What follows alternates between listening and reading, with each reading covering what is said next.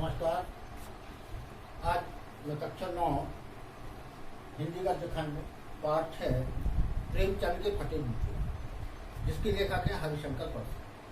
पहले लेखक के संबंध में, व्यंग को हिंदी साहित्य को केंद्रीय विद्या बनाने वाले हरिशंकर परसाई का जन्म सन 1922 में मध्य प्रदेश के होशंगाबाद जिले के जमानी नामक गांव में। नागपुर विश्वविद्यालय से एमए करने के बाद कुछ दिनों तक आपने अध्यापन कार्य किया, यानी एमए करने के बाद वो विद्यालय में पढ़ाने लगे।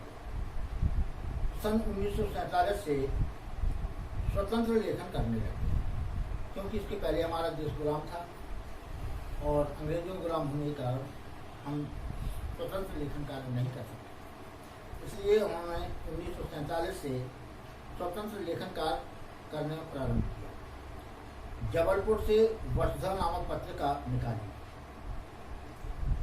जिसकी हिंदी संसार में बड़ी सराहना। अर्थात उन्होंने जो पत्रिका निकाली उसको पढ़कर लोग बहुत ही प्रसन्न हुए और सभी ने इसकी प्रशंसा की। सन 1995 में उनका निधन। तो ये व्यंग लेखक थे।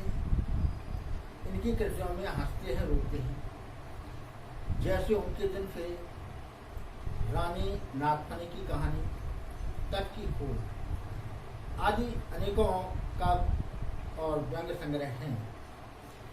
भारतीय जनजीवन के पाखंड, भ्रष्टाचार, अंतर्विरोध, बेईमानी आदि पर लिखे उनके व्यंग लेखों ने शोषण के विरुद्ध साहित्य की भूमिका का निर्वाह। अर्थात गरीबों, मजदूरों और यहाँ के निर्धन लोग हैं, उनका शोषण समाज में किस प्रकार होता है, उसके विरुद्ध उन्होंने लेखन कार्य किया और उन लेखों के द्वारा उन गिरे हुए लोगों या गरीब लोगों के मन में जागरण पैदा किया, जिसके कारण वो अच्छे कार्य कर सकें। तो परसाई का व्यंग लेखन परिवर्तन की चेतना पैदा करता है। अर्थात जो लोग दबे कुचले हैं वो पुनः जागृत हों और अपना कार्य स्वयं करें, किसी के दबाव में न रहें। पूरे हास्य से अलग हुआ व्यंग आदर्श के पक्ष में अपनी उपस्थित है। अर्थात व्यंग द्वारा दूसरों को समझाना। तो हास्य में केवल हंसी होती है, लेकिन व्यंग में द्वारा किसी दूसरे को शिक्षा दी जा सकती है। ये उनका पहला अस्त्र था कि व्यंग द्वारा समाज में जो बुराइयां फैली हैं उनकी ओर इंगित किया जाए। सामाजिक, राजनीतिक और धार्मिक पाखंड पर लिखे उनके व्यंगों ने व्यंग साहित्य की मांग को करने लगा। अर्थात व्यंग द्वारा हम किसी को समझा सकते हैं, इसका उन्होंने निर्माण किया। परसाई बोलचाल की सामान्य भाषा का प्रयोग करते हैं, लेकिन संरचना के अनूठेपन के कारण उनकी भाषा की मारक क्षमता को बढ़ता है। अर्थात व्यंग द्वारा बड़ी से बड़ी बातों को सरलता से कह जाती है, ये उनकी क्षमता है। अब उन्होंने लिखा प्रेमचंद के फटे। ये एक निबंध है। तो प्रेमचंद के फटे जूते शीर्षक इस निबंध में परसाई जी ने प्रेमचंद के व्यक्तित्व की सादगी के साथ एक रचनाकार की अंतर्भेदी सामाजिक दृष्टि का विवेचन करते हुए आज की दिखावे की प्रवृत्ति एवं अवसरवादिता पर मनोभेदी करने की। अर्थात मुंशी प्रेमचंद इतने ऊंचे लेखक, कहानीकार, व्यंग्यकार आदि थे, लेकिन वो गरीब थे और उनका व्यक्तित्व वास्तव में सराहनीय था, लेकिन बड़ी सादगी से। उसी का प्रदर्शन उन्होंने प्रेमचंद के फटे जूते इस शीर्षक के माध्यम से किया है। अर्थात उन्होंने बताया कि सादा जीवन उच्च विचार, इस सिद्धांत का परिपालन किया है। अब वो कहते हैं कि प्रेमचंद का एक चित्र मेरे सामने है। लेखक कहता है कि प्रेमचंद का एक चित्र मेरे सामने है। पत्नी के साथ फोटो खिंचा रहे हैं, जिसमें वो पत्नी के साथ फोटो खिंचवा रहे हैं। सिर पर किसी मोटे कपड़े की टोपी है, कुर्ता और धोती पहने हैं, कनपटी चिपकी है, गालों की हड्डियां उभर आई, क्योंकि वो वैसे ही गरीब थे और जो कुछ मिल जाता था खा पी लेते, इसलिए वो कमजोर भी थे। तो उसी का वर्णन करता है। पर घनी मूंछों के कारण चेहरा भरा भरा लगता था। मूंछें घनी थी जिसके कारण उनका पतला चेहरा भी भरा हुआ दिखाई देता है। पाँव में कैनवस के जूते हैं जिनके बंद बेतरतीब से बने, अर्थात उल्टे सीधे बने हुए हैं। लापरवाही से उपयोग करने पर बंद के सिरों पर की लोहे की पतली निकल आती और छेदों में बंद डालने में परेशानी होती है। अर्थात जूतों में जो ऊपर लोहे की चादर लगी होती है, बार बार डालने से वो लोहे की पट्टी निकल गई, जिसके कारण फीते डालने में कठिनाई होती है। तब बंद कैसे भी कस ली जाती है, अर्थात जैसे ही बनती वैसे ही वो जूतों को कस लेते हैं। दाहिने पांव का जूता ठीक है, मगर बाएं जूते में बड़ा सा छेद है।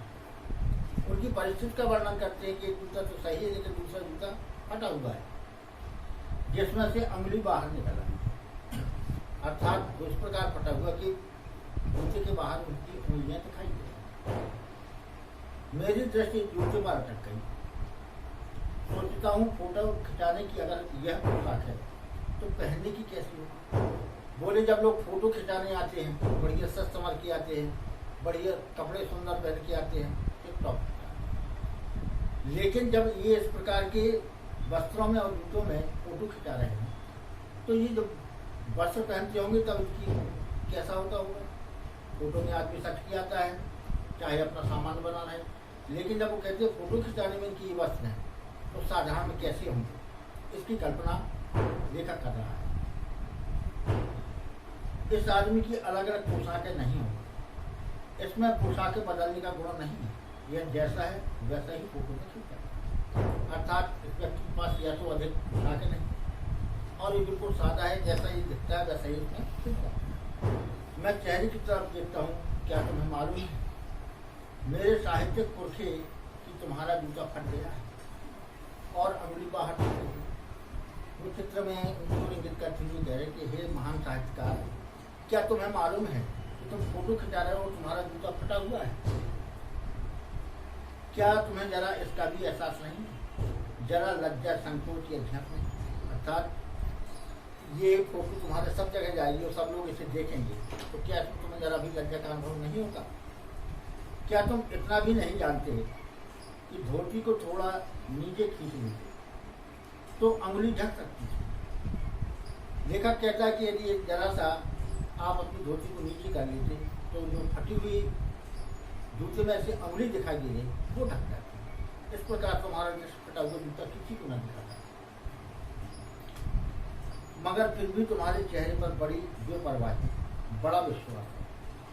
फोटोग्राफर ने जब रेडी प्लीज कहा होगा तब परंपरा के अनुसार तुमने मुस्कान लाने की कोशिश की। दर्द के गहरे कुएं के तल में कहीं मुस्कान भी धीरे धीरे खिंचकर निकला। अर्थात आपका चेहरा सादगी भरा है, जब उसने कहा होगा कि मुस्कराइए तब आप बड़ी मुश्किल से मुस्कुराए होंगे कि बीच में ही क्लिक करके फोटोग्राफर ने थैंक यू कह दिया। अर्थात आप मुस्कुरा भी नहीं पाए होंगे क्योंकि उसके लिए भी आपको परिवर्तन करना होगा। तब तक फोटोग्राफर ने फोटो लेकर आपको थैंक यू कह दिया। विचित्र है अधूरी मुस्कान, यह मुस्कान नहीं, इसमें उपहास है, व्यंग। अर्थात ये मुस्कान ही नहीं, इसमें व्यंग है कि इतना बड़ा कलाकार आज एक फटे हुए जूते पहने हुए है। एक कलाकार की, एक साहित्यकार की ऐसी बड़ी जोरदार देखने में उस समय मिल रही। यह कैसा आदमी है जो खुद तो फटे जूते पहने फोटो खिंचा रहा है पर किसी पर हंस भी रहा है। अर्थात अपनी तो फोटो खिंचा रहा है लेकिन समाज पर हंस रहा है। समाज की दुर्दशा देख कुछ लोग बहुत ही व्यक्ति हैं और कुछ अभाव के कारण बहुत ही कम। फोटो ही खिंचाना था तो ठीक जूते पहन लेते या ना खिंचा। अरे बोले जूते अच्छे नहीं थे तो फोटो खिंचाने क्या आवश्यकता, आप फोटो ही न खिंचाते। यह कैसा आदमी है जो खुद तो फटे जूते पहने हुए फोटो न खिंचाने से इसका क्या बिगड़ा? शायद पत्नी ने आग्रह किया होगा, शायद पत्नी ने कहा होगा कि नहीं हमें तो फोटो खिंचाना है, तब इस आदमी ने फोटो खिंचाई होगी। और तुम अच्छा चल भाई कहकर बैठ गए। जब बार बार पत्नी ने आग्रह किया होगा चलो हमें तो फोटो खिंचाना है, तब इन्होंने बड़ी मुश्किल से कहा होगा चलो भाई और चल कर फोटो खिंचा लेते। मगर यह कितनी बड़ी ट्रेजेडी है कि आदमी के पास फोटो खिंचाने को भी जूता नहीं। मैं तुम्हारी यह फोटो देखते देखते तुम्हारे केस को अपने भीतर महसूस करते जैसे रो पड़ा।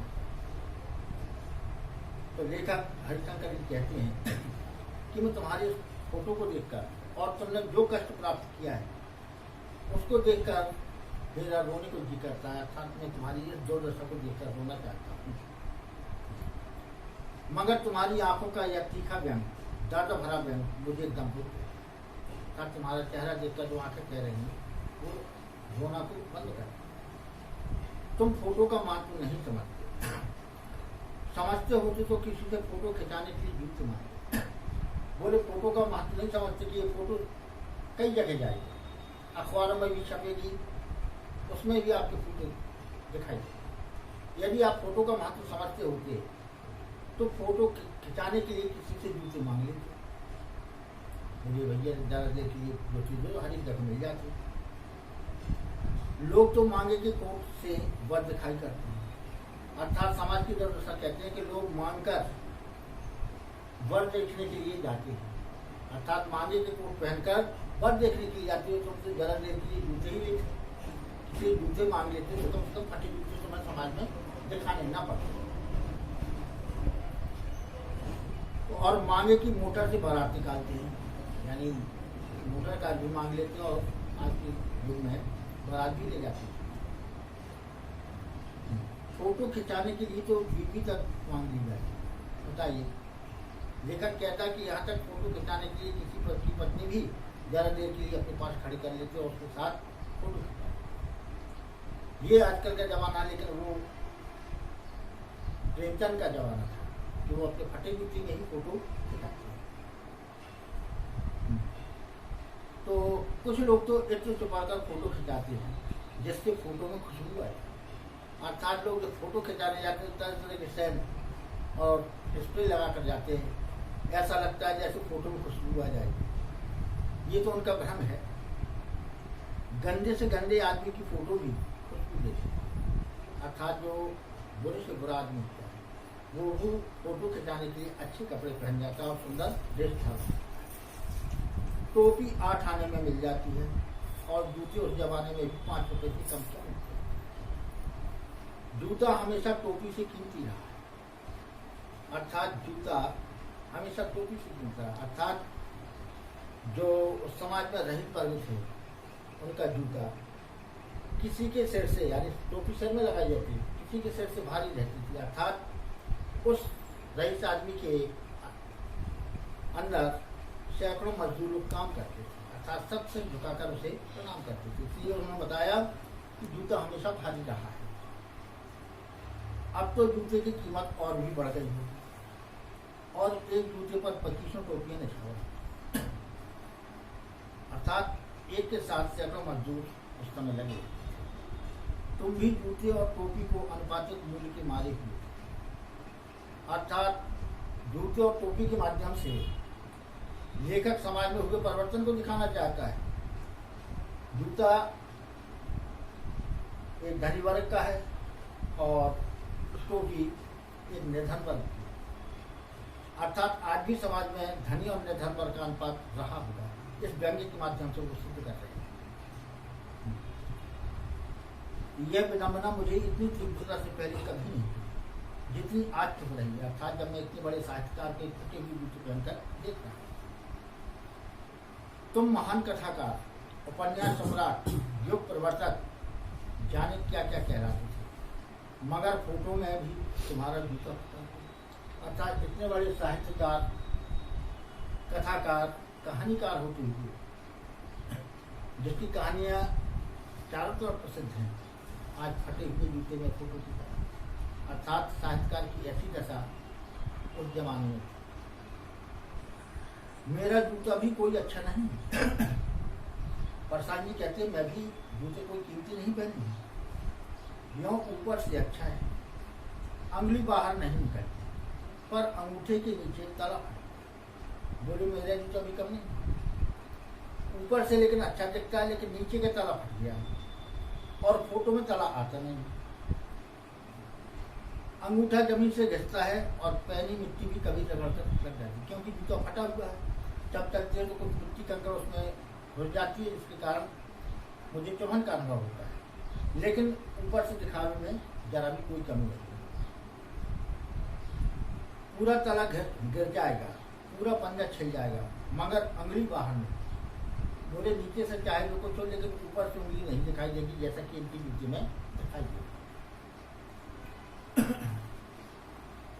तुम्हारी उंगली दिखती है पर पांव सुरक्षित है, अर्थात उंगली तो दिख रही है लेकिन तुम्हारा पांव सुरक्षित है, अर्थात तुम्हारा साहिब चारों ओर फैला हुआ है, केवल तुम्हें दिखावे में ही ये उंगली बाहर दिखाई देती। मेरी उंगली ढकी है पर पंजा नीचे से दिख रहा है।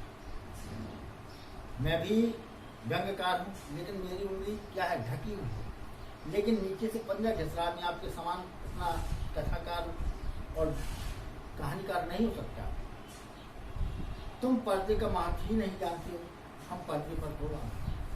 आप इस पर्दे को यानी दिखावी जो आज वास्तविक पर्दा समाज में पड़ा हुआ है, उसके महत्व को नहीं जानते, लेकिन मैं जानता हूँ। इस कारण मैं अपनी गरीबी को ढाके हुई हूँ, अर्थात ऊपर से दिखाई जूते अच्छे दिखाई दे रहा है, नीचे से फटा हुआ है, लेकिन समाज में इसका कोई दर्शन मात्र नहीं दिखाई देता। तुम फटा जूता बड़े ठाट से पहनो।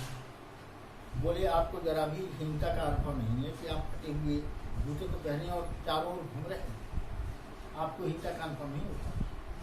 मैं ऐसे नहीं पहन सकता, लेकिन लेखक कहता है कि आज के युग में मैं इस प्रकार के वस्त्र या जूते नहीं पहन सकता, नहीं तो समाज में मेरी हंसी होगी कि मैं इतना बड़ा भयंकर और छोटे फटे हुए जूते पहनूं। फोटो तो जिंदगी भर इस तरह नहीं खिंचाऊं जैसे आप फोटो खिंचा रहे हैं कि फटे हुए जूते में जिसमें उंगली बाहर दिखाई दे रही। इस प्रकार ये फोटो हर जगह जाएगी और हर लोग देखेंगे, लेकिन लेखक कहता कि मैं इस प्रकार की फोटो कभी नहीं खिंचा, जिसके कारण लोग मेरी गरीबी का मजाक उड़ाते।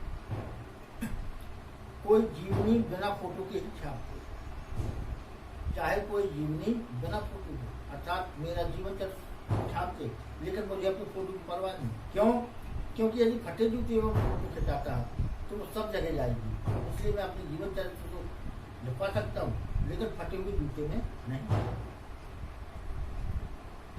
तुम्हारी यह व्यंग्य मुस्कान मेरे हौसले पर, अर्थात इतना सब कुछ होती हुई जो व्यंग पूर्वक आप चेहरे से मुस्कुरा रहे हैं, वही हाव भाव मेरे मन में आश्चर्य उत्पन्न कर कि इतना कष्ट सहते हुए भी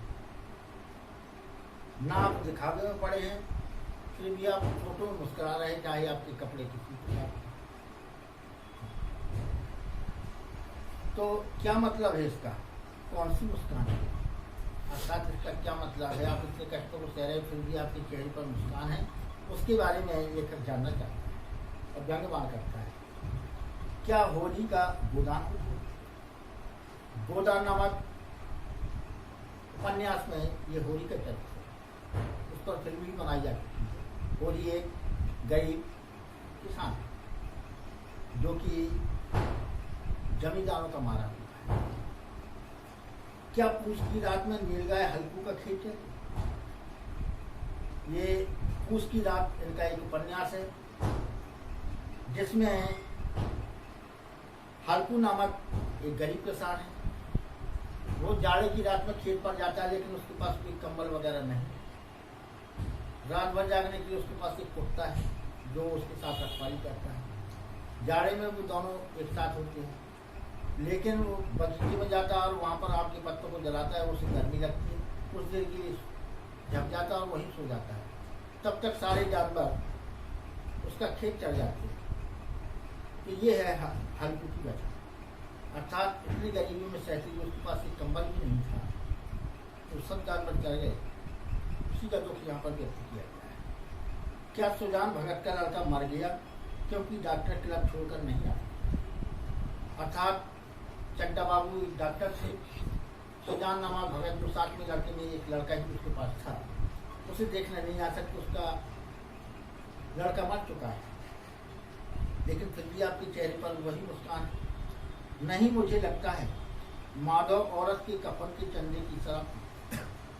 यहाँ माधव नामक साहबी थे उनके पिता, तो लोगों ने उसकी पत्नी मर चुकी थी, सब लोगों ने चंदा करके उसके कफन के लिए पैसे इकट्ठे किए और कहा कि जाओ कफन ले आओ। तो माधव बाजार जाता, वहाँ से शराब खरीदता और पीता, अर्थात सभी लोग मिलकर उसके कफन को कंधा देते और उसके लिए कफन एकत्रित करते। तो इन समाज की दुर्दशाओं को आपने अपनी कहानियों और कथाओं के माध्यम से प्रस्तुत किया है, और फिर भी आप वही मुस्कान आप हंस रहे हैं। इस समाज को देखो, कितनी इसमें बुराइयां व्याप्त हैं, फिर भी आप मुस्कुरा रहे हैं। मैं तुम्हारा जूता खुद देखता हूँ कैसे फट गया है, मेरी जनता ने देखा। आज जनता को शिक्षा देते हैं ऐसे लेखक के जूते कैसे फटे, क्या बहुत चक्कर काटते हैं, क्या बनिए के तगाजे से बचने के लिए मील 2 मील का चक्कर लगाकर घर पहुँचे, क्योंकि आप गरीब से, हो सकता है आपने कोई पैसा बनिए से लिया हो और वो तगादा करने के लिए आता हो, तो आप मील 2 मील का चक्कर लगाकर बना के आते हैं। चक्कर लगाने से जूता फटता नहीं है, घिस जाता है। कुंभन दास का जूता भी फतेहपुर सीकरी आने जाने में घिस गया, उसे बड़ा पछतावा हुआ। उसने कहा, आवत जात पन्हैया घिस गई बिसर गयो हरि। क्या कहा कुंभन दास ने? आवत जात पन्हैया घिस गई बिसर गयो हरि। और ऐसे बुलाकर देने वालों के लिए कहा था, जिनके देखे दुख उपजत है तिनको करबो परेशान।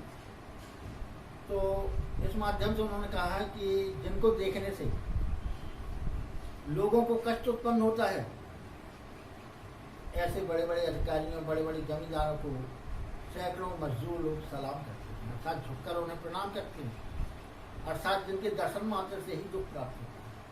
बताइए, ये आज का जमाना है। चलने से जूता घिसता है, फटता नहीं। तुम्हारा जूता कैसे फटेगा? मुझे लगता है तुम किसी सख्त चीज को ठोकर मारते रहे हो। कोई चीज जो परत दर परत सदियों में जम गई है, उसे शायद तुमने ठोकर मार मार कर अपना जूता फाड़ा। अब परसानी व्यंग पूर्वक कहते हैं कि चलने से केवल तला ही घिसता है, लेकिन मुझे लगता है जो सख्त चीज समाज में बुराइयां फैली हुई थी, उन पर आपने पैरों से ठोकर मारी, और जो वर्षों से चली आई रूढ़िवादी प्रथा थी, उसको तोड़ने के लिए तुम बार बार जूते मारते रहे। शायद ठोकर मारने से ही ये तुम्हारा जूता फट गया। अर्थात इस प्रकार की कहानी को लिख कर आपने अपने जूते को ऊपर से फाड़ दिया। कोई टीला जो रास्ते पर खड़ा हो गया था, उस पर तुमने अपना जूता आजमाया होगा। अर्थात जो समाज की बुराइयां तुम्हें टीले के रूप में दिखाई होंगे, अपने जूते को मारकर आपने उसे दूर किया होगा, जिसके कारण ये तुम्हारा जूता फट गया।